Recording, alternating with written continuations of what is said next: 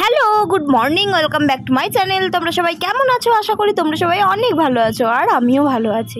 দেখো, সকাল সকাল একটুখানি মাসিকে হেল্প করার জন্য কাজে লেগে পড়েছি। আজকে রান্না হবে হচ্ছে মাশরুম, সেই কারণে সেটা মাসিমণি ধুয়েছে, ওটার থেকে চিপে চিপে জলটাকে বের করছি। তারপরে মাশরুমটা ম্যারিনেট করে রাখবো। আর আজকে আমি মাসিমণিকে বলেছি মাছের ঝালটা বানিয়ে আমি তোমাকে খাওয়াবো, খেয়ে দেখবে কীরকম রান্না হয়েছে।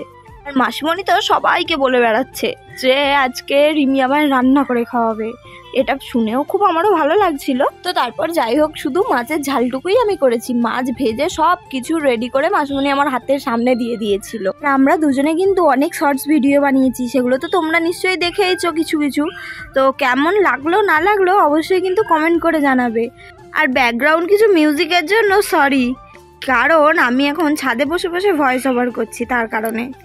তবে এগুলো তো ন্যাচারাল ব্যাকগ্রাউন্ড মিউজিক, আশা করি তোমাদের খুব একটা অসুবিধা হবে না। এই পাখির ডাক, গাড়ির। দেখো, এখন মাসিমণি আমাকে বলে বলে দিচ্ছে যে মাশরুমটা কিভাবে ম্যারিনেট করতে হয়।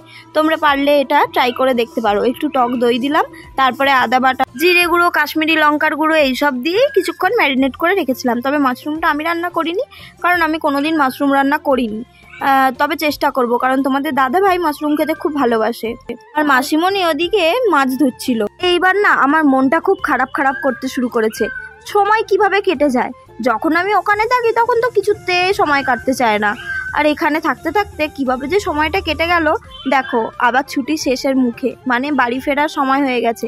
মায়ের কাছে আর কটা দিন থাকবো, থেকেই চলে যাব শ্বশুর বাড়ি। অবশ্য অন্যবারের থেকে এবারে বেশ কিছুদিন বেশি মায়ের কাছে ছিলাম, তার জন্য তোমাদের দাদা ভাইয়ের আসার সময়টাও অনেকটা এগিয়ে গেছে। আর আমরা খুব তাড়াতাড়ি একটা জায়গায় ঘুরতে যাচ্ছি, মানে তোমাদের দাদা ভাই আসার আগেই আমরা চলে যাব তোমাদের দাদা ভাইয়ের কাছে, মানে আমি, আমার শ্বশুর মশাই, শাশুড়ি মা সবাই মিলে।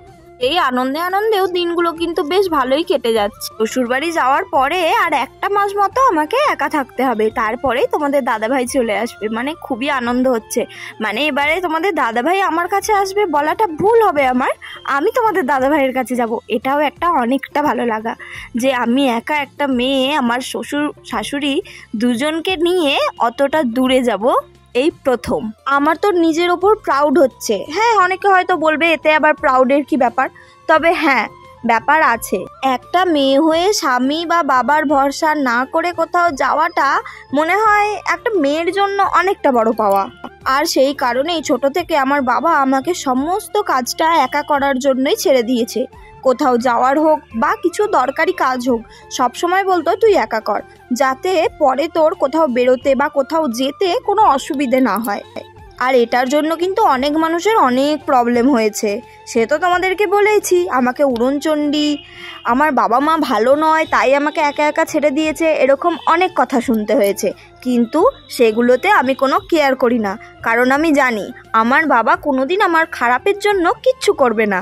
সে আমার ভালো কিছু ভেবেই করেছে, আর সেই ভালো কিছুটা আমি যে একটু হলেও কাজে লাগাতে পারছি, সেটাই আমার কাছে অনেকটা বড় পাওনা। এই যে আমার শ্বশুর মশাই, শাশুড়ি মা, এদের সকলকে নিয়ে আমি দিল্লি পর্যন্ত যেতে পারছি একা, এটাই আমার কাছে অনেকটা পাওনা। দেখো, তোমাদের সঙ্গে কথা বলতে বলতে রান্না করে খাওয়া হয়ে গিয়ে সন্ধ্যেও হয়ে গেছে। এখন আমি মশাইয়ের কাছে চলে এসেছি কিছু জিনিস কেনার জন্য।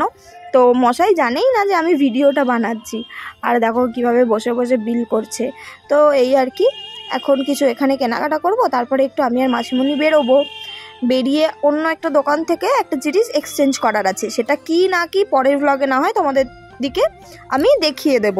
তো একটা দুর্ভাগ্যের বিষয় কি জানো তো, আমি যে জিনিসটা এক্সচেঞ্জ করব বলে গিয়েছিলাম সেই দোকানটাই বন্ধ হয়ে গিয়েছিল। মানে আমাদের হয়তো একটু রাত হয়ে গিয়েছিল যেতে, সেই কারণে। তো তারপরে আমি, মশাই, ভাই আর মাসিমণি সবাই মিলে চলে এসেছিলাম মোমোর দোকানে মোমো খেতে। আর এখন কটা বাজে জানো? রাত 10টা, মানে কি আর বলবো। তো তারপরে রাত্রিবেলার খাবার খাওয়া হচ্ছিলো, আর রাত্রিবেলা হয়েছিল মাটন আর পোলাও।